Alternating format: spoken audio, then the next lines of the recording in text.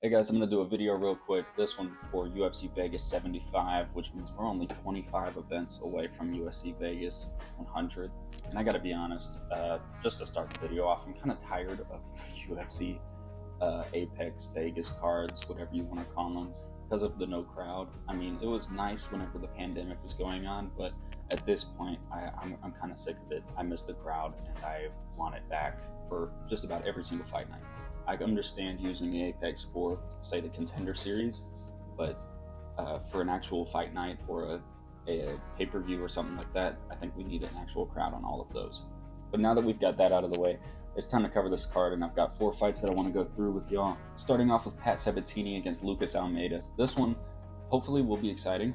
Lucas Almeida has been known to be a aggressive striker who is willing to take a couple shots to land a couple. Lucas Almeida has won his last 2 fights, and he's a very fast striker. He definitely prefers to stand, and he will take any opportunity that presents itself to finish the fight. With 9 knockouts and 5 subs on his record, he's never won a decision before. He's only 14-1, and he's been looked at as a pretty exciting prospect so far in the UFC, even though he's only had 1 fight. The only problems I see with his fighting style is he does tend to get aggressive during the striking exchanges. He's willing to rush in out of nowhere, and sometimes he gets caught in those exchanges. I mean, in his UFC debut, he got caught and dropped at one point. He did manage to come back and win the fight, but he still got caught, and it seems to be kind of a reoccurring theme in his fight. Now, Pat Sabatini lost his last fight, but Pat Sabatini is a really good wrestler. He's probably going to have the ground advantage here. He's a submission threat, having 11 total submissions in his pro career. And where I really see him shine is when he's clinching with somebody up against the cage. He does have a very good ability to trip his opponents and get to the ground. And then once he's on the ground, he does not let up the pressure. He's going to be constantly on you, hugging you, and he's going to be really close to his opponent. And I would say that Pat Sabatini is probably the smarter, more technical fighter in this one. And I feel almost 100% certain that Pat's going to look to take this fight to the ground, especially considering that Lucas Almeida doesn't quite have the best resume in the wrestling. And also, this fight has only been made on a week's notice. Lucas Almeida has been trying to stay active as of late, ever since he made his UFC debut, but he has had 3 scheduled fights be canceled ever since his debut. And his most recent one that got canceled was supposed to happen just last weekend against Hakeem Dawodu. And I feel like because he's been training to fight so many different guys, and now he's switching from getting ready to fight Hakeem Dawodu to Pat Sabatini, I feel like that's going to play at a disadvantage for him. I mean, this fight has only been made this week, and it seems really because Lucas Almeida just wants to be active, and I think it's going to play against him. I feel like if it would have taken at least like a month for him to get ready for Pat Sabatini, I'd probably be a bit more inclined to take Lucas Almeida in this one. But I feel like Pat Sabatini is the safer pick, and I'm going to be taking him in this one. And up next, we've got Armen Petrosyan against Christian Leroy Duncan. Now, Christian Leroy Duncan, I'm going to call him CLD just to shorten the name, has only recently made his debut. And in his debut, he fought Dusko Todorovic, which is a very tough fighter to fight, especially among your debut. And he won that fight by default because Dusko hurt his knee. But I would say that CLD had at least a little bit of success in like the 2 minutes worth of action that we got to see. CLD has 8 total pro fights.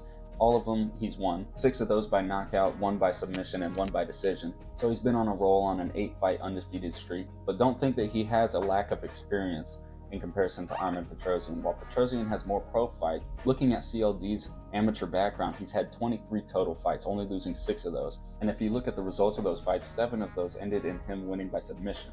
So CLD definitely has the ability to take this fight to the ground, and that's going to help him in this fight if he chooses to. Now, Armen Petrosyan, I think, is going to be at a disadvantage on the ground here. It's been quite obvious that Armen Petrosyan really likes to stand, and that seems to be what he's good at. But from what I've seen of him on the ground, he doesn't seem to be nearly as good on the ground as he is on the feet. And I think CLD is probably the more complete, well-rounded fighter, while Petrosyan is a very fast striker who was getting nothing but finishes before he came to the UFC. I feel that CLD is going to be able to win this fight because CLD not only has the ability to take it to the ground and win by submission or by dominating on the ground, he's also a really good striker in himself too. And I think he's got probably a bit more in the arsenal that he can mix up and give to Armen Petrosyan. So for this fight, I'm going to take Christian Leroy Duncan. And on to the co-main event. Now this one is a big mismatch. I don't understand why this one's happening. We've got Arman Tsarukyan against Joaquim Silva. Joaquim Silva is 5-3 inside of the UFC, and while he has been looked at as a guy who can get better and possibly get up to the rankings, Arman Tsarukyan is a top 10 fighter at the lightweight division. And looking at Joaquim Silva, he doesn't seem to have an advantage at any different category in this fight. And looking at his last 2 losses, he lost to Rick Glenn and Nasrat Haqparast, 2 guys who have never gotten a finish inside of the UFC except for when they fought Joaquim Silva. And it really feels like Arman Tsarukyan just wanted to get into the octagon. He's had a bit of trouble getting into the octagon lately. So I think he's just really been like, well, give me anybody, absolutely anybody. And I think that's the reason that this fight is happening. So props to Joaquim Silva for taking this fight, but I feel like it's going to go badly for him. Because Arman Tsarukyan has proven he can do it all. He's very well-rounded. He can strike, he can wrestle. It doesn't matter what you're thinking of, he can do it. And I feel like Arman Tsarukyan is really a dead set lock for this fight. So I'm going to be taking Arman Tsarukyan. And on to the main event.